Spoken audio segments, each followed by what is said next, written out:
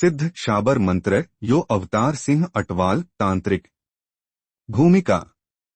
शाबर मंत्र विद्या अति गहन एवं गूढ़ रहस्यों से भरपूर विद्या है। अत्यंत सरल भाषा में पाए जाने वाले सभी मंत्र शाबर मंत्र कहे जाते हैं। ये सभी मंत्र अत्यंत सरल भाषा में पाए जाने पर भी इनका कोई अर्थ नहीं होता। यह मंत्र सभी बोली जाने वाली भाषाओं में पाए जाते हैं। प्राचीन समय से चली आ रही भारतीय परंपराओं से अवगत होने वाली इस तंत्र मंत्र विद्या में अब लोगों का विश्वास कम होने लगा था, लेकिन पिछले कुछ समय में इस विद्या के विभिन्न विषयों पर अनेकों लेखकों ने अनेकों पुस्तकें लिख डाली, पर उनमें से कुछ ही पुस्तकें समय की कसौटी पर खरी उतरी है। क्योंकि जितनी भी पुस्तकें बाजार में उपलब्ध है, उनमें दी हुई आधी अधूरी विधि को उपयोग कर कोई भी साधक सफल नहीं हुआ। किसी भी तंत्र साहित्य के मूल रहस्यों को पूर्ण रूप में समझने के लिए किसी योग्य गुरु की शरण में जाना पड़ता है। यह प्राचीन तंत्र विद्या गुरु शिष्य प्रणाली के अंतर्गत ही प्राप्त हो सकती है। पुस्तकों के आधार पर किसी भी विद्या में कोई भी साधक सफल नहीं हो सकता, जब तक गुरु की छत्रछाया साधक पर न हो। एक सफल व सिद्ध गुरु साधक व पाठक को तंत्र विद्या का ज्ञान कुछ ही समय में करवा देता है। साधक व पाठक शुद्ध, स्वच्छ, सच्चे मन से गुरु से दीक्षा व शिक्षा प्राप्त करके ही इस विद्या का ज्ञान प्राप्त करें। मंत्र का यथार्थ स्वरूप यद्यपि चित शक्ति है, तथापि साधना शक्ति मंत्र शक्ति से संबंध हुए बिना साधक को उसकी अनुभूति नहीं होती। पूजा, ध्यान और अन्य प्रक्रियाओं में साधक की केवल साधना शक्ति ही काम करती है, जबकि मंत्र साधना में साधना शक्ति मंत्र शक्ति से एकाकर स्थापित करके क्रियाशील होती है। एक सशक्त साधनाशील की व्यक्तिगत शक्ति के संपर्क में मंत्र शक्ति कई गुना प्रबलता से कार्य करती है। तब मंत्र में वह शक्ति उत्पन्न हो जाती है। तब साधक असंभव कार्य को भी संभव कर सकता है। मंत्र की सहायता से दैवी शक्ति भी रूपांतरित हो जाती है, जिससे मनुष्य दैविक कार्य भी संपन्न कर सकता है। मंत्र शास्त्र का विषय गहन और जटिल है। इसे समझ लेना हर किसी साधारण के बस की बात नहीं। इस विद्या के विषय का जो विवेचन प्राचीन शास्त्रों में किया गया है, वह अत्यंत बुद्धिगम्य और माननीय है। उसे यहाँ पर मैं प्रकट करने का कुछ प्रयास मात्र कर रहा हूँ। भारतीय वाङ्मय में मंत्र विद्या का आसन बहुत ऊंचा माना गया है। साधक गुरु से मंत्रोपदेश, दीक्षा प्राप्त कर साधना में बैठे तभी सफल हो सकता है। बिना गुरु के मंत्र जप किया कभी भी सफल नहीं हो सकता। गुरु द्वारा प्रदान ज्ञान ही सर्वश्रेष्ठ है। साधक गुरु चरणों का सहारा लेकर ही मंजिल प्राप्त कर सकता है। वेद, पुराण आदि भारतीय ग्रंथों में मंत्रतंत्र विद्या के द्वारा इस लोक परलोक के सुख की प्राप्ति के अनेकों प्रसंग पद पद पर आए हैं। शब्द अक्षर है, जिसका अर्थ होता है अविनाशी। ठीक यही संगति ध्वनि के साथ है। जो ध्वनि एक बार हो जाती है, वह कभी भी नष्ट नहीं होती, इसलिए अक्षर में अमत्व है। और यह अविनाशित्व उसी ब्रह्मा का गुण है। जागतिक चमत्कारों को प्राप्त करने के लिए किसी भी भाषा के मंत्रों को काम में लिया जाए, किंतु वे भी मंत्रत्व प्राप्त करने के लिए प्राण प्रतिष्ठा चाहते हैं, और वह प्राण प्रतिष्ठा उस नादब्रह्म की यथाविधि उपासना से हो सकती है। शाबर मंत्रों का जन्म प्रायः सिद्ध साधकों के द्वारा हुआ है। संभवतः यही कारण है कि मंत्र के समापन के समय देवता को विकट आन दी जाती है। इस सच्चाई से तो कभी भी मुख नहीं मोड़ा जा सकता कि कभी कभी शास्त्रीय मंत्रों के प्रभाव की कमी को ये शाबर मंत्र बड़ी ही सफलता से पूर्ण करते हैं। शाबर मंत्रों में अपने आप में गोली की तरह शक्ति, एक सफलता, स्पष्ट प्रभाव होने के कारण ये मंत्र आज भी तांत्रिकों के गले की शोभा बने हुए हैं। शाबर मंत्र ग्राम्य शाखा के सिद्ध मंत्र है। शाबर मंत्रों का अर्थ अपरिष्कृत अथवा ग्राम्य भी होता है। शाबर मंत्रों का आप अंदाजा सहज लगा सकते हैं कि हमारे प्राचीन समय के तांत्रिक सर्पदंश का संदेश लेकर आए व्यक्ति को एक थप्पड़ मारकर मीलों दूर बैठे रोगी व्यक्ति का विष का स्तंभन कैसे करते थे, कैसे कोड़ियां फेंककर विषधर को वह अपने मुकाम पर बुलाता था। यह प्राचीन शायर विद्या लुप्त हो रही है। जरूरत है इस विद्या के प्राचीन ग्रंथों को फिर द्वारा जागृत करने की। एक गांव का अनपढ़ ओझा कौन सी संस्कृत जानता है, उसकी सफलता का मुख्य राज सिद्ध शाबर मंत्र है। यह मंत्र कभी भी निष्फल नहीं जाते। इन सिद्ध शाबर मंत्रों को गुरु से दीक्षा प्राप्त करे तो आप इन मंत्रों का प्रभाव स्पष्ट रूप से खुद देख सकेंगे। कली बिलो की जग हित हर गिरजा, साबर मंत्र जाल जिन्ह सिरजा, अनमिल आखर अस्थ न जापू, प्रगट प्रभाव महेश प्रतापू।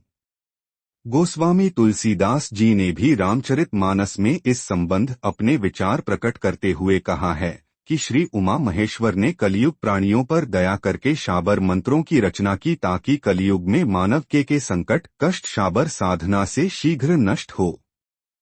प्राचीन तंत्र शास्त्र के अनुसार शाबर मंत्रों को सफल इसलिए भी माना है कि यहाँ संस्कृत वैदिक मंत्र कीलित है, वहाँ यह मंत्र कीलित नहीं है, इसलिए यह गुरु कृपा दीक्षा से शीघ्र सिद्ध हो जाते हैं।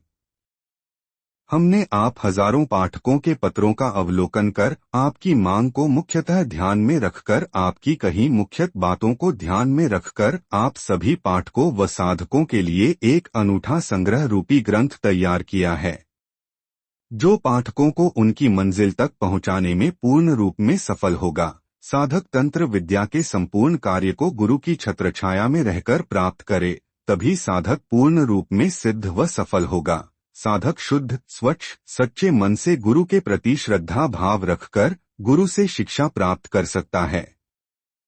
गुरु अनेकों प्राचीन पुस्तकों रूपी समुद्र का मनन कर साधक को शक्ति रूपी सिद्धि रत्न पहनाता है, जो साधक को सिर्फ गुरु द्वारा ही प्राप्त हो सकता है। पाठकों, साधकों, जिज्ञासुओं के विचार शिरोधार्य हैं। आप अपने पत्र हिंदी में साफ साफ शब्दों में लिखे तथा अपने पत्र में अपना पता लिखा समुचित टिकट लगा लिफाफा साथ में अवश्य भेजे। योग्य पत्रों के उचित उत्तर शीघ्र दिए जाएंगे। यदि आप अपने पत्र का शीघ्र उत्तर चाहते हैं तो रजिस्ट्री पत्र द्वारा संपर्क करें। यदि आपकी कोई भी जटिल समस्या हो जिसका समाधान आप हमसे करवाना चाहते हैं तो प्रत्येक शाम 7 बजे से 9 बजे रात्रि तक फोन नंबर 0188450030 पर संपर्क कर सकते हैं तथा आपको किसी भी प्रकार की सिद्ध तांत्रिक सामग्री प्राप्त करने में कठिनाई हो तो भी संपर्क कर असली व सिद्ध सामग्री प्राप्त कर सकते हैं। हमारा लक्ष्य आपको संतुष्ट व सफल करना है। आप अपने विचार निःसंकोच पूर्ण पुस्तक पढ़कर हमें पत्र लिखे। आपके पत्र का उत्तर अवश्य मिलेगा और अगली नई पुस्तक आपके पत्रों के आधार पर ही प्रकाशित होगी। आप गुरु के द्वारा यह विद्या प्राप्त कर सफल होंगे, इसी आशा के साथ। साधकों के लिए यो अटवाल जी का विशेष सुझाव।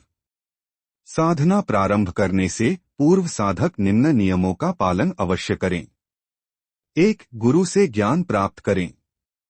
2. गुरु से शक्ति दीक्षा अवश्य प्राप्त करें। 3. ब्रह्मचर्य व्रत का पूर्ण रूप से पालन करें। 4. अपने गुरु एवं परमात्मा पर पूर्ण विश्वास और श्रद्धा रखें। 5. मन एवं शरीर को शुद्ध और पवित्र रखें। 6. प्राचीन तंत्र शास्त्रों पर विश्वास कर साधना करें। 7. मांसमदिरा का सेवन न करें। 8. गुरु के सिवा किसी भी अन्य व्यक्ति से साधना संबंधी कोई बात न करें। 9. साधना के लिए एकांत और शुद्ध स्थान का उपयोग करें। 10. गुरु के छत्रछाया में ही अनुष्ठान करें। 11. साफस्वच्छ धुले हुए वस्त्रों का उपयोग करें। 12. तेल, सुगंध, साबुन, पाउडर आदि का उपयोग न करें। 13. अकेले एकांत में ही साधना करें। 14. अपने पास प्रत्येक साधना समय में असली धूप का ही उपयोग करें। 15. साधना काल में शुद्ध देसी घी का अखंड दीपक जलाएं। 16. साधना के समय जल का लोटा अपने पास रखें। 17. साधना एक नियत समय पर ही करें। 18. पुस्तक में वर्णित मंत्रों का विधिपूर्वक जप करें। 19. साधना में बताए गए अनुष्ठान के दिनों तक बिना नागा किए प्रतिदिन जप अवश्य करें। 20. साधना आरंभ से पूर्व मंत्र को कंठस्थ करके जप करें।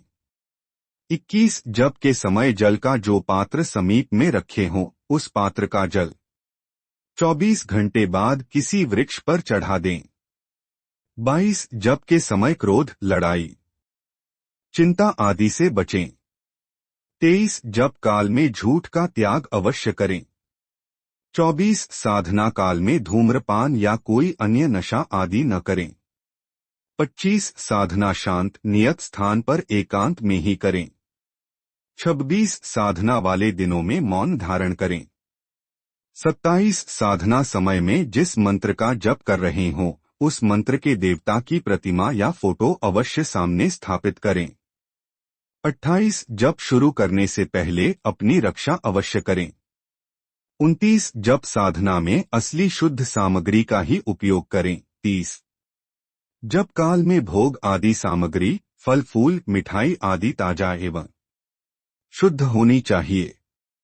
31 साधना काल में साधक अपने वस्त्र, जूठे बर्तन आदि स्वयं साफ।